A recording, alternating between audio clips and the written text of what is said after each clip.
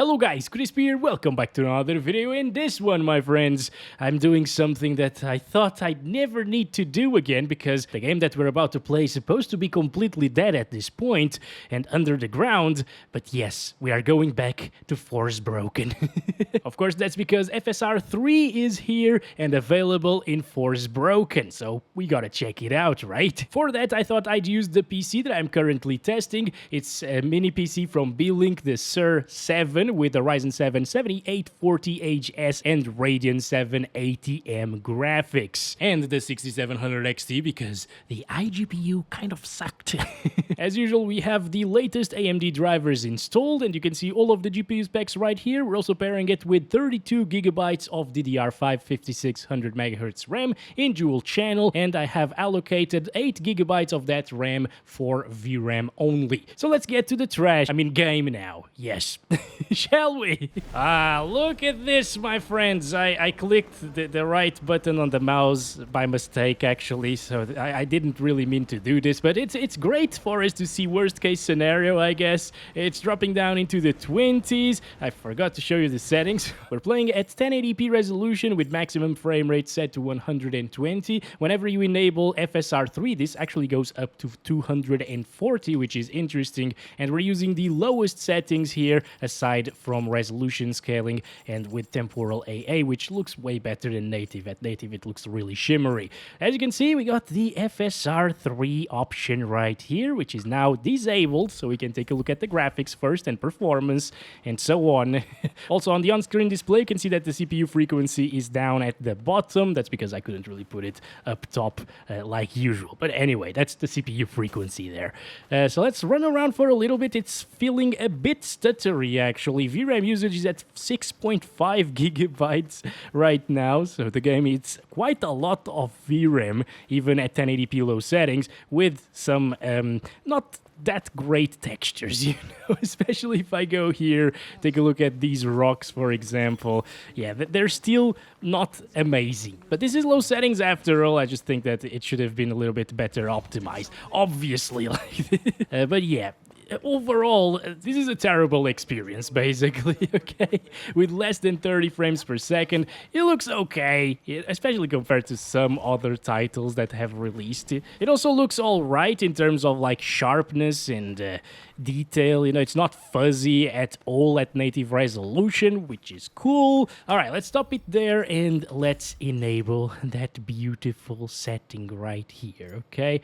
So we got a native AA option under FSR3. I'm curious to see what that does, actually. So we should get around the same FPS. Yeah, it's a little bit sharper of an image right now. And it introduces a little bit of noise as well around the character while running. It's very minor though, maybe it was already there at native resolution. I'm also using a 1080p monitor for this, by the way, not my usual 42-inch 4K monitor, okay? So yeah, this is native 1080p, I can tell differences and stuff. Yeah, this is for those of you who want a little bit sharper of an image, I would say, than native resolution, but it's not needed whatsoever. So let's enable quality FSR3 right now without the frame generation stuff first. And okay, so it's not god-awful, but I can see a lot of noise around the character while she's running. Look at the top of her hair, for example. Look at the top of the bridge as well. Even if I stand still, it's really fuzzy and noisy, dude. And of course, my clothes or whatever that thing is.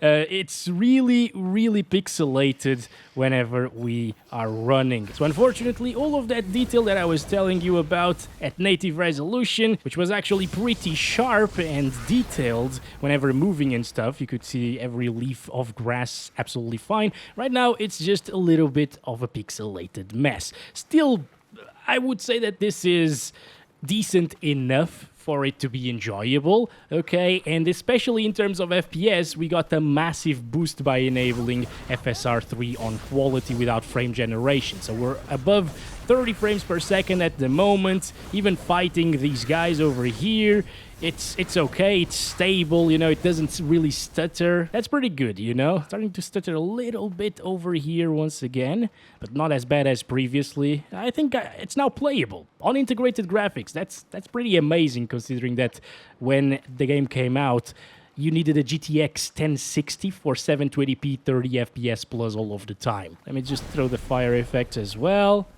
We saw like 24 FPS previously, like lower 20s actually, and now we're seeing like high 20s and mid 20s at times, and even low 30s with all of this fire going on.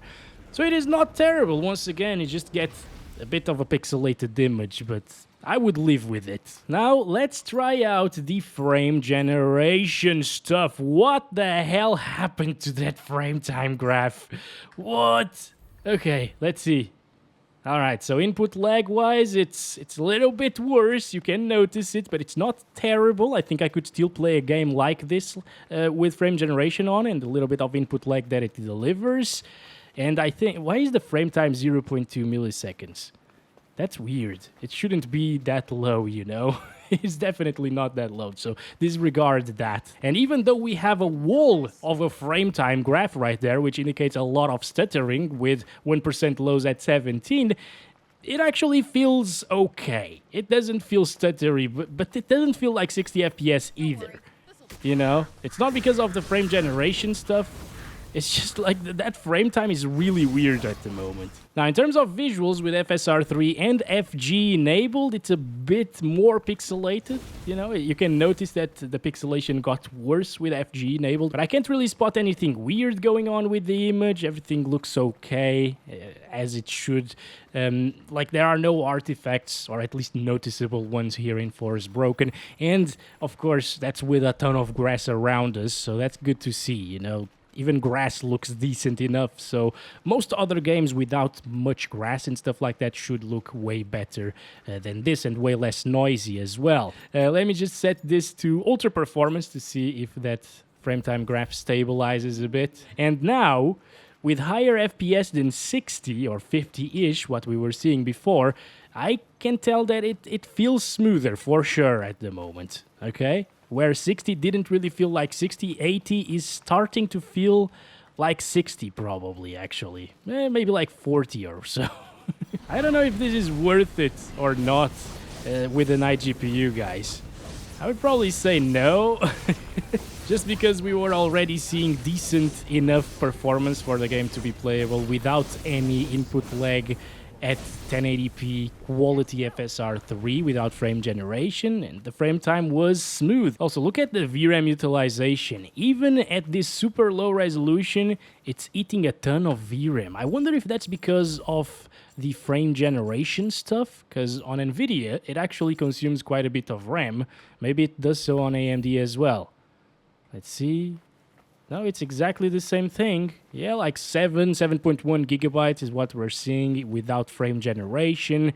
And with frame generation enabled, it was pretty much the same thing. Oh, it's going down right now, though. Maybe it's because we are seeing the water at the moment. It's still ultra performance, though, so it's really, really pixelated. Let's walk around here once again with the frame generation enabled. And here we go, 6.7, 6.8 gigabytes. Okay, so now it jumped up by quite a bit here, guys. And now it's going down again. I think it's just the different areas. Over in the water, it gets slightly lower VRAM utilization, and over here, when you touch the grass, it's slightly higher VRAM utilization. I don't think frame generation on AMD with FSR makes that much of a difference to VRAM consumption. As you can see, it's off right now, and it's jumping up to like 7.1 at times, or 7,100 megabytes. It's not really 7.1 gigabytes. Okay, so even on quality, I was expecting this to look a little bit better, to be closer to the DLSS, but the look of FSR is still not really that close to DLSS, guys.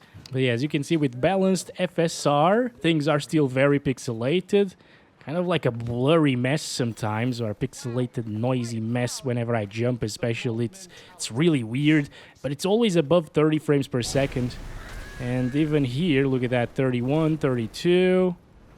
Yeah, okay. 29. It slightly drops once again, kind of like the same as Quality. All right, that's it for the iGPU test. I'm gonna hop into that PC over there, connect the 6700 XT to it with a 5800 X3D, and try FSR3 in that system. And here we have it. The Radeon RX 6700 XT is installed with the latest AMD drivers. I'm not overclocking it. You can see all of its specs right here in Tech Power-Ups GPU Z. And over on the left, you can see the Ryzen 7 5800 X3D and 32GB of RAM. Okay, for the 6700 XT, I'm playing at 1440p resolution using the high settings preset. I just disabled motion blur, and right now FSR3 is also turned off. And with these settings, you can see that Forspoken really is broken indeed. It's getting 50-ish, 40-ish FPS on a 6700 XT. I mean, I guess by now in 2023, we've already seen worse optimized titles than this one. At least this one has a smooth frame time graph, you know, but this was absolutely atrocious performance back when this game released. And once again, it might have been fixed. It might be performing better now. I haven't really tested 6700 XT at release, but yeah, that could be the case as well. Doesn't drop from 30 frames per second. It's playable like this, although if you have a GPU like this one, you might be very disappointed at the performance that you get with these kinds of graphics, because the game doesn't look very good. Once again, even on high, you know. Anyways, let's enable some FSR3 without the frame gen stuff. Frame gen also introduces a wall of frame time graph in this one as well, but let's try it on Quality first. And at 1440p, it should be looking a little bit better than it did at 1080p compared to native resolution, you know, but it's still really pixelated around my clothes, around the hair, of course, if I move the camera around. It's only when we are moving, of course, if the image is still, like over here, it doesn't look bad whatsoever. I mean, maybe at the distance, sometimes it flickers in some of the trees and stuff. But yeah, the fact that I need to be moving to show you this makes it a bit kind of impossible for you to actually take a look at what's going on, because YouTube compression is gonna wreck everything. I'm still gonna render this at 4K so you guys can have best visual quality, but yeah, I suggest you to try for yourselves, because Forspoken has a free demo on Steam, and you can take a look at the technology and play around with it by yourselves. Okay, let's go in that direction, because it's not sunny anymore in this part of the map. I don't like it too much. Also, VRAM usage is actually going above 8 gigabytes at 1080p high settings, and the textures, well, they're not terrible, but they're pretty bland in my opinion. And by the way, now that I stopped thinking about the pixelation issues around my character while moving and stuff like that, and I started looking further into the distance, I forgot that it wasn't really that pixelated, and I can actually enjoy this with FSR3 enabled on Quality, even without the super high FPS of frame generation. I think I would maybe enable it here, because it's good enough to put us above 60 frames per second most of the times. As you can see, if we do this fire ring thingy, it goes to hell. Literally. And it actually drops from 60 and from 50 frames per second as well. Why are you attacking the fire, buddy? I'm right here. Still, you gotta live with that pixelation effect, though, which is not really that pretty. Now, you can also adjust the sharpness here. So let's set it to like 15% instead of 80%. All right, yeah, it still has the pixelation effect around your character, but it might be a little bit less pronounced. I think maybe the default sharpening here at 80% is a bit too much, guys. Lower it down to like 15% and it should look a little bit better. At least it's looking better to my eyes. Lastly, let's enable that frame generation stuff and see how many frames we can get. Remember, we were seeing 60 to 70 around this area. Now we're seeing basically double of that. Oh boy, it just crashed. Anyway, we're back here getting those sweet 100 plus frames per second with some very weird frame time graph. Everything looks even more pixelated now with the frame generation enabled, unfortunately. Again, I was thinking it would look a little bit better than this. And we're not using the sharpening at a very high value either.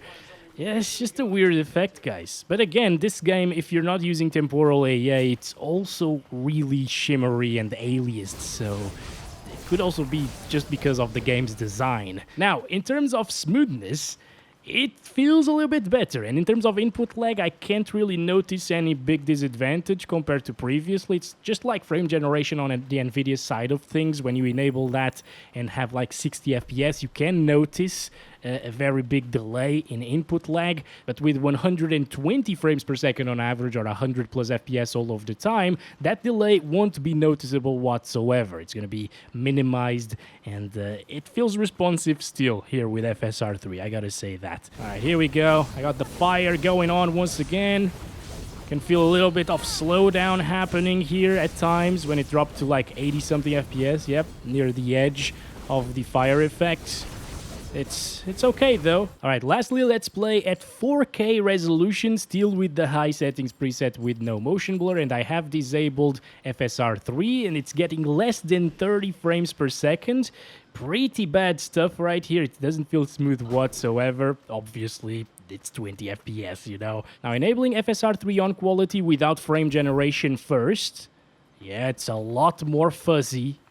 Oh my god, even at 4K resolution, you can tell that there is quite a lot of pixelation going on my clothes right now while running around like this. What the hell happened?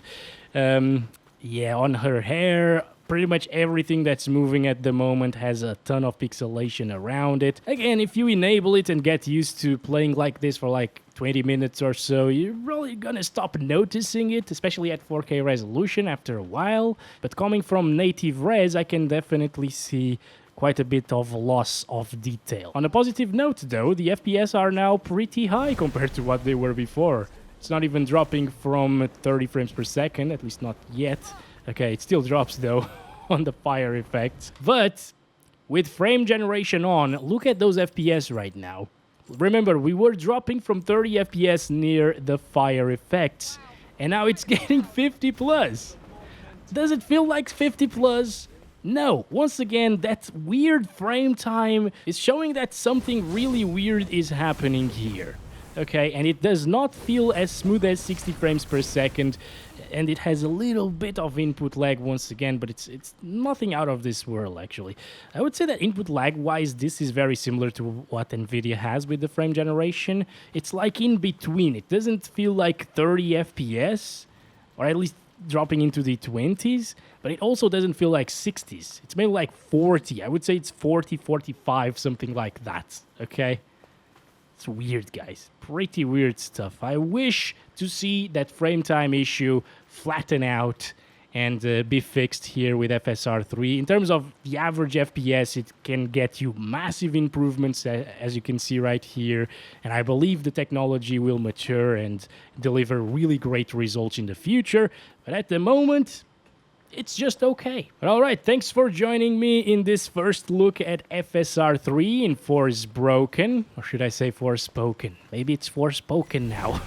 I hope you guys enjoyed it. I wish to see it in more games soon. And I wish to test it in more popular titles as well when that comes out. So yeah, catch you in the next one very soon. As always, love you all. Bye-bye.